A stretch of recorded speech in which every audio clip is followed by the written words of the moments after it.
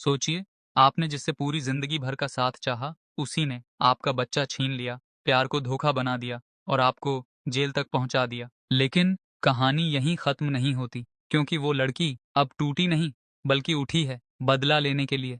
ये कहानी है सुन हुआ की। इस ड्रामा में प्यार है, धोखा है, कॉमेडी है और एक औरत का आग बन जाना है, और सस्पेंस तो भर भर के है। तो चलिए शुरू करते हैं। ड्रामा की शुरुआत में हम देखते हैं कि पुलिस सुन हुआ को जबरदस्ती गाड़ी में बैठा रही होती है, एक ऐसे मर्डर के इल्जाम में जो उसने किया ही नहीं। वो बार बार चिल्लाती है, मैंने नहीं किया, लेकिन कोई नहीं सुनता। उसे गाड़ी में बिठाकर ले जाया जाता है। सीन कट होता है।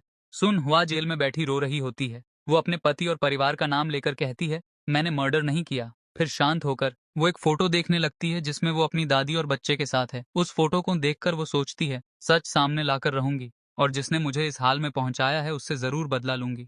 इसके बाद हमें एक फ्लैशबैक सीन दिखता है जहां सुन हुआ और सांग ह्योक की शादी हो रही होती है। दोनों एक दूसरे से वादे करते हैं। सांग ह्योक कहता है, मैं तुम्हारा हमेशा साथ दूंगा। सुन हुआ भी कहती है, मैं इस रिश्ते को जीवन भर निभाऊंगी। शादी पूरी होती है। इसके बाद सांग ह्योक सुन हुआ को अपने घर लाता है। सुन हुआ घर देखकर खुश हो जाती है। तभी सांग ह्योक अपनी शर्ट उतारकर सुन हुआ को गोद में उठाता है और सुन हुआ को स्विमिंग पूल में फेंक देता है। वो हंसते हुए एक दूसरे के साथ वक्त बिताते हैं।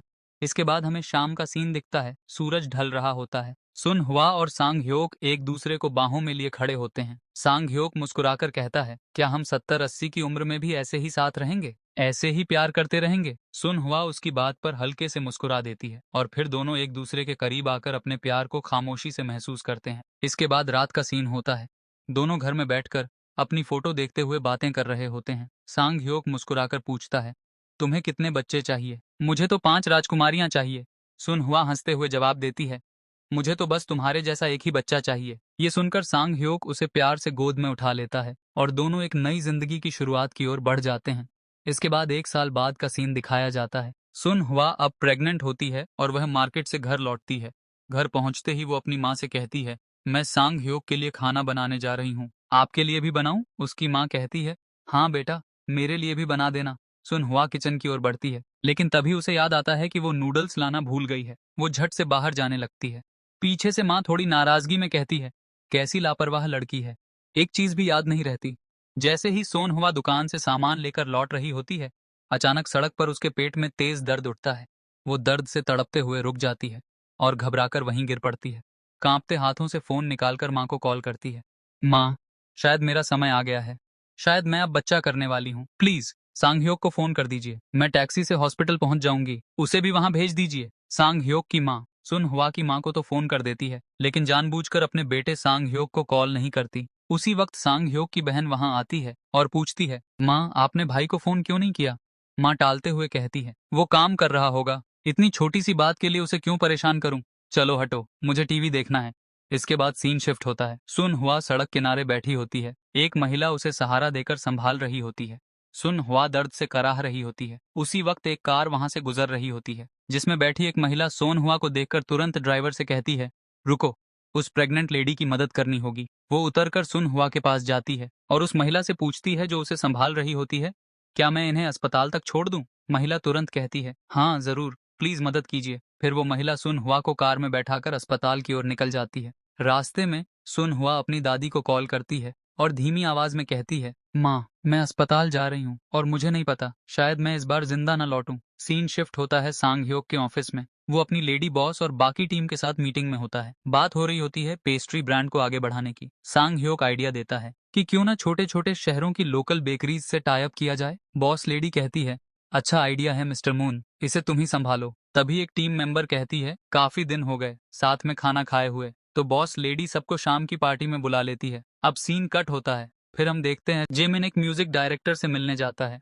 वो कहता है, मैं सिंगर बनना चाहता हूँ, क्या आप मुझे एक मौका देंगे? डायरेक्टर कहता है, सिंगर बनने के लिए टैलेंट के साथ लुक्स भी चाहिए, लेकिन ठीक है, एक मौका जरूर दूंगा। उधर सुन हुआ को 2 नर्सें हॉस्पिटल में ले जा रही होती हैं। वो दर्द में होती है। उसी वक्त उसका परिवार भी हॉस्पिटल पहुंच जाता है और दूसरी तरफ सांग ह्योक अपनी टीम और बॉस के साथ पार्टी कर रहा होता है। अब एक नया सीन शुरू होता है।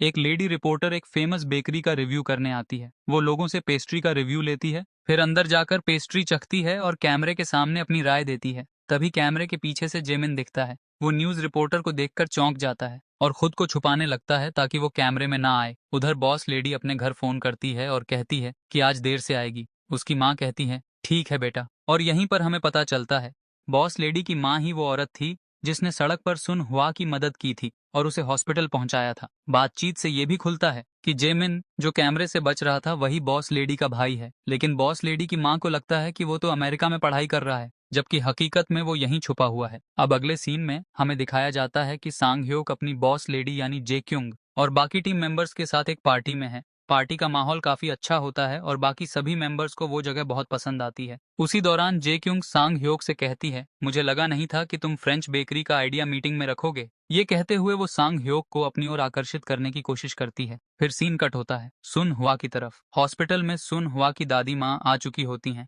और वो कहती हैं कि सांग ह्योक को कॉल करो, लेकिन सांग ह्योक तो पार्टी में बिजी होता है और कॉल उठाता ही नहीं। सीन फिर से कट होता है सांग ह्योक की तरफ। अब हमें दिखाया जाता है कि सांग ह्योक पार्टी को बीच में छोड़कर जाने की कोशिश करता है। तभी जे क्योंग उसे रोक लेती है और कहती है, तुम पार्टी को बीच में ही छोड़कर जा रहे हो। और फिर वो उसके और करीब आने की कोशिश करती है। पहले तो सांग ह्योक मना करता है और कहता है, मैं शादीशुदा हूँ और आप मेरी बॉस हो, मैं ऐसा नहीं कर सकता। लेकिन जे क्योंग कहती है, मुझे तुमसे शादी थोड़ी करनी है और ऐसा कहाँ लिखा है कि तुम अपनी बॉस को डेट नहीं कर सकते। देखो, तुम मेरा ईगो हर्ट कर रहे हो। सांग ह्योक कुछ नहीं कहता और वहां से दूसरी ओर चला जाता है। उधर सुन हुआ को काफी दर्द हो रहा होता है। सीन फिर से कट होता है पार्टी की ओर। अब सांग ह्योक एक साइड बैठा हुआ ड्रिंक कर रहा होता है और जे क्योंग डांस कर रही होती है। ड्रिंक करने के साथ साथ जे क्योंग अपने हाव भाव से सांग ह्योक को आकर्षित करने लगती है। वो धीरे धीरे इतनी ज्यादा पी लेती है कि खुद को संभाल भी नहीं पाती। फिर सांग ह्योक उसे उठाकर उसके रूम में ले जाता है, उसे बिस्तर पर लिटाता है और जैसे ही वह जाने लगता है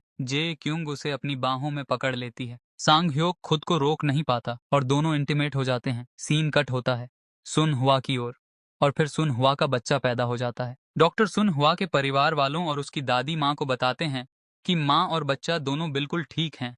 सुन हुआ का परिवार खुशी से झूम उठता है। फिर सीन कट होता है और हमें जेमिन जिस घर में रहता है उस घर का सीन दिखाया जाता है। वो वहाँ के परिवार और घर वालों के साथ बैठकर खाना खा रहा होता है। इसी दौरान गोप ब्यून के पास एक कॉल आता है। उन्हें बताया जाता है कि सुन हुआ माँ बन चुकी है।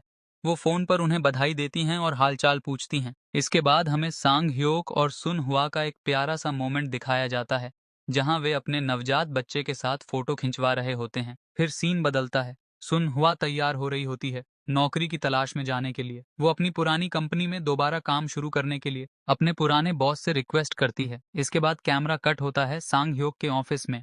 सांग ह्योक और जे क्योंग साथ में लिफ्ट से उतर रहे होते हैं। तभी एक कर्मचारी गलती से सांग ह्योक पर कॉफी गिरा देता है। उधर सुन हुआ शॉपिंग मॉल में होती है।